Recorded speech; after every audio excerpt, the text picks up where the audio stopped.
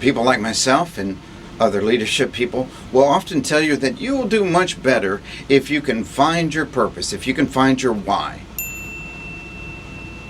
The problem with this idea of finding your why is that a lot of times it just doesn't work. We portray it, myself included, as if you're going to go out in the forest and you're going to turn over rocks, and eventually under one of those rocks you go, there it is. My magical meaning for existence is right there. You go out and you look for your meaning. And that's exactly what we don't do. Actually, what happens is that you have to bring your meaning to the job. Now, I've worked with a lot of medical professionals, and some jobs, if you are a nurse or you're an emergency room physician, or if you're an educator, if you work in the education business at all, or if you're a firefighter, you know what your why is, because you're saving lives, you're helping the next generation, filling young minds, or you're patching people up that come in with an auto accident or something else. You know what your why is. That is the time when the job brings the why, or your purpose and your meaning and everything,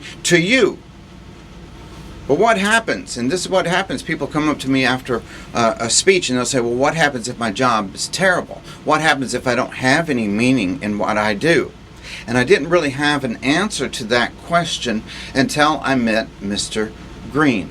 Now, I was on the Florida Gulf Coast University campus for a bunch of meetings, and when I couldn't find a parking space, they said, you need to go meet Mr. Green. And I went out to the front and I met Mr. Green, and he's a parking attendant. He works in a little concrete block building at the edge of the campus, and he came out and he was a huge guy, an ex-Marine, and he reached through the window and he grabbed my hand and he held it firmly as he could, and he said, now today is going to be a great day. And I said, yeah, Mr. Green, I just need a parking pass because I'm late and I need to get inside. And he said, no, you have to say that. Today is going to be a great day. And I said, today's going to be a great day. Now, can I get my parking pass? And he said, no, you have to say it like you mean it. Today is going to be a great day. And I looked at Mr. Green and I said, you know what? I believe that today is going to be a great day. And he handed me that parking pass, and I went inside and I had my meetings. And at some point, and we had lunch, and as we were having lunch and talking about other things, I said, tell me the story about this Mr. Green.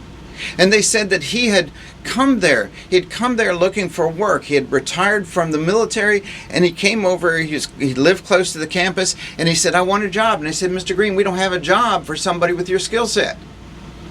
And he came back the next week. He said, I'm looking for a job. And they said, we don't have a job for somebody with your skill set. And they came back the third day and they said, Mr. Green, we do not have a job for somebody with your skill set. But he kept coming over. And eventually they flipped down and they looked through a piece of paper and they said, well, actually, our parking pass guy has quit. You wouldn't want that job, would you?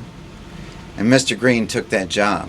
And he didn't just take that job, but he made that job into a job that had meaning. Now, the Harvard Business Review talks about this, is that sometimes you have to build your own meaning to your job. So you can't just show up and they say, here's why it's important what you do, but sometimes you have to show up and you say, I have my own meaning. And that's what Mr. Green did.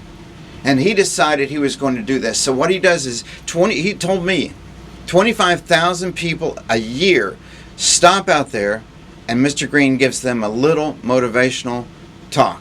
And he said all of those people go into the university, and because they're a little bit fired up, they fire up other people, and it becomes contagious. And before long, the entire university is a little bit brighter, a little bit better off, a little bit more positive because of Mr. Green. Mr. Green told me, he said, I believe that I do more to change the quality of the life in this university than anybody else. And I have to say that I agree with him. So here's the point, is that sometimes we have jobs, it's very clear what our why is. We're saving lives. We're stamping out fires. We're doing incredible work. But sometimes we have jobs that on its surface does not appear to be that meaningful. And at that point, we have to build our meaning into it.